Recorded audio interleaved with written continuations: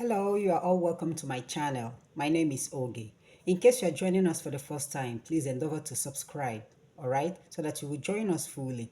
And today I want to teach us something that will help us to stop unnecessary emotional trauma, emotional problems that so many couples are passing through. So this topic for today is based on what couples can do to stop all these unnecessary emotional trauma. So my teaching is mainly for married couples. If you're a man or a woman who is married, who is living with his or her spouse, I want you to listen to what I'm going to teach us today. And in case you are passing through emotional trauma, when I mean emotional trauma, I mean passing through pains in the hands of your spouse, not because your spouse is hitting you, not because your spouse is fighting you, but because you don't get that attention, you don't get that love. Your spouse doesn't care whether you exist or not, all because of someone else, all because someone else has taken the attention of your spouse, maybe through diabolical powers. So if you know you are passing through this topic is for you. And what I'm going to teach you is a very simple act. A very simple act. Now, what you are going to do, first of all, make sure that you are innocent of whatever that might have been the reason why your spouse is behaving the way he or she is behaving. Make sure you are innocent. Make sure you are not cheating on your spouse. If you have ever cheated on your spouse and then you start noticing this behavior from your spouse, if you practice this teaching, it's not going to work for you because this is kind of nemesis that is happening in your life. So all you need to do is to call your spouse, have a a heart-to-heart talk with your spouse so that you know how to resolve issues and win his love or her love back again.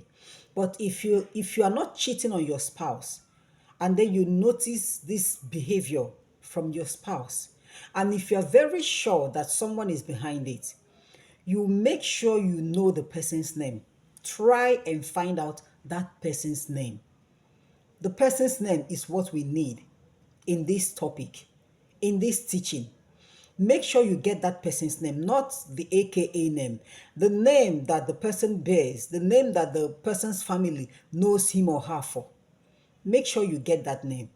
Now, when you get the person's name, this is what you are going to do. You are going to pray with that person's name using Psalm 35. Yes, you will pray with the person's name using Psalm 35. And you are going to pray this psalm for 1 month. For 1 month. Because what you are going to do is something that you will do for at least 1 month. At least 1 month. Now, Psalm 35, you all know what Psalm 35 is. Accuse my accusers, Yahweh. Attack my attackers.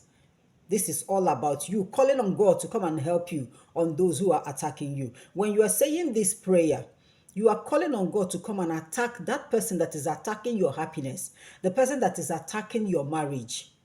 Because whoever it is that is causing your spouse to lose interest in you is actually attacking you and attacking your happiness and your home. So you are going to pray Psalm 35 on that person's name on a daily basis. You can do it in the morning, you can do it at night, but on a daily basis for at least 1 month. Now, the next thing you will do is you are going to get a bitter cola. This is bitter cola. This bitter cola is very powerful. It's a powerful plant spiritually. I've told us about this bitter cola. This is also an anti-poison, in case you don't know. Now, what you're going to do is when you get this bitter cola, on the very first day that you will start this prayer, after praying Psalm 35 and narrating your ordeal to God, telling Him what exactly you want in your home, in your life, you get this bitter cola. You are going to get it 4 pieces, 4 of this bitter cola. And then you pray over this bitter cola and tell God what you want. Now, after that prayer, this is what you are going to do. You that is suffering from your spouse, when you get this bitter cola, the 4 of them, you are going to place them at the four corners of the bedroom where you sleep. If you are sleeping with your spouse in one room, you place it at the four corners, at the four edges of that bedroom. If your spouse is sleeping alone and you are also sleeping alone, you will place them at the four corners of your own bedroom, not your spouse's bedroom this time around. You are going to place it at the four edges of your own bedroom.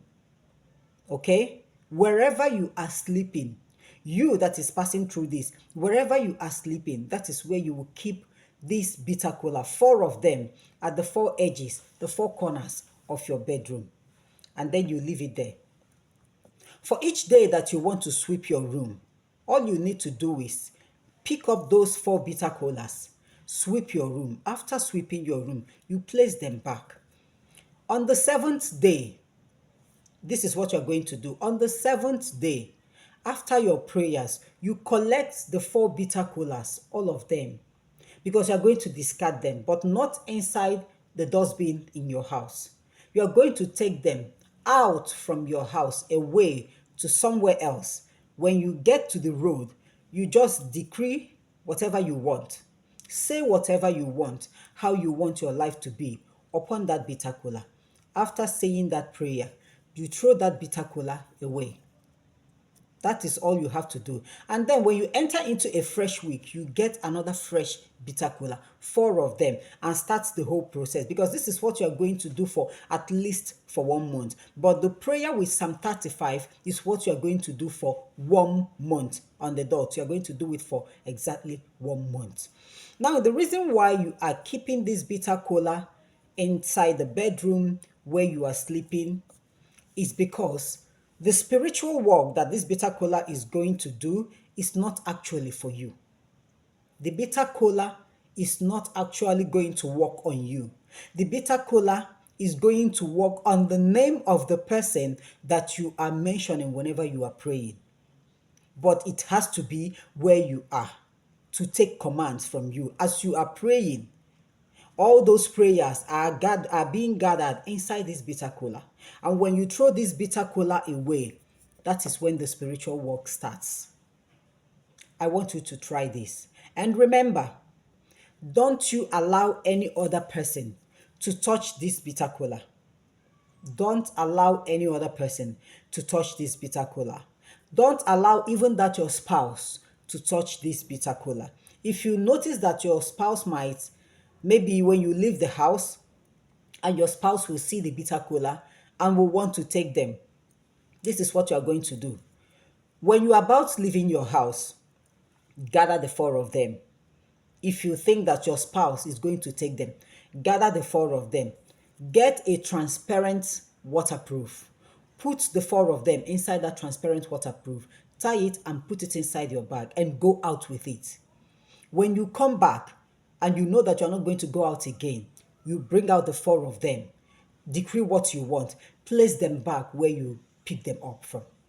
Just place them back. But if you know that your spouse cannot take them and there is nobody in your home that has the right to touch them, that so no other person can touch it, you leave them there until 7 days. Then on the seventh day, you pick them up, go outside your home and throw them away. And on a fresh week, get another fresh 4 bitter kolas and repeat the same process again. The bitter kola, like I said, is actually working on the person you are mentioning his or her name.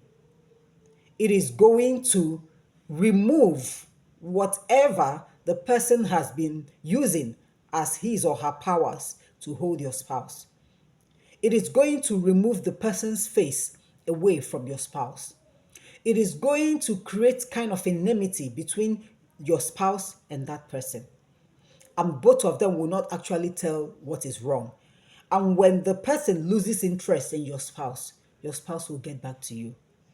Do not fail to do this.